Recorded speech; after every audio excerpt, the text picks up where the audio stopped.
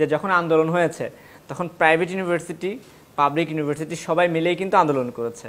যখন public university, let me correct you, private university, public university, মাদ্রাসা সবাই মিলেই করেছে। সি আপনার কোশ্চেনেও বৈষম্য আসছে। না আমি বলতে চাচ্ছি যে সবাই মিলেই করেছে। আমি বলি দেখেন, এখানে আমরা যখন আন্দোলন জিতে যাই, জিতে যাওয়ার পর আমরা শুধু স্টুডেন্টস বলতে কাদেরকে গুনতেছি? ইউনিভার্সিটি স্টুডেন্টস, স্কুল, কলেজ, মাদ্রাসা একটা সেক্টর কিন্তু অনেক বড় সেক্টর বাংলাদেশে, তারা নামছে রাস্তায়, তাদেরকে আমরা কোথাও বলি না। সাধারণ মানুষই তো নেমেছিল। সাধারণ মানুষ নেমেছে, এটাও কিন্তু সবখানেই হাইলাইট হয়, সবখানে প্রত্যেক নিউজে হাইলাইট হয়। মাদ্রাসা স্টুডেন্টসদেরকে কয়জন হাইলাইট করছে? এখন আমার যে বৈষম্য দূর করতে হবে আমাদের মধ্যে থেকে। বৈষম্য শুধু আন্দোলন করে একটা সরকার পতন ঘটালে হবে? সংস্কার না সবকিছু, পুরা দেশে সংস্কার।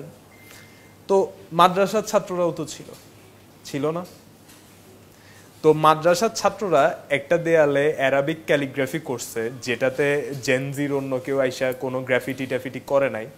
তো ওরা ওই ক্যালিগ্রাফিটা করলে ওদের কি, জেনজির কি প্রবলেম ছিল?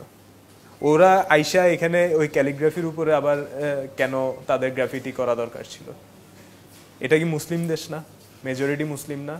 আমার কলিগ হিন্দু, আমার নিজের কলিগ আছে হিন্দু, আমার নিজের কলিগ আছে বুদ্ধিস্ট, আমরা একসাথে ডেলি 8 ঘন্টা 9 ঘন্টা সময় কাটাই, আমরা একসাথে খুব এনজয় করি। ওই দিন আন্দোলনের সময় একজন হিন্দু আমার সাথে ছিল আমার কলিগদের মধ্যে।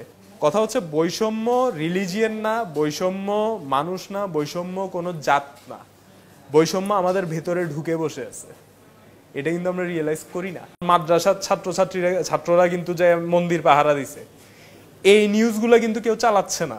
ইন্ডিয়ার ওইখানে আমি ফেসবুক খুলতেছি আর দেখতেছি, টুইটার খুলতেছি আর দেখতেছি যে আমাদেরকে রীতিমতো মানে আমাদেরকেই এখন স্বৈরাচার বানায় ফেলছে।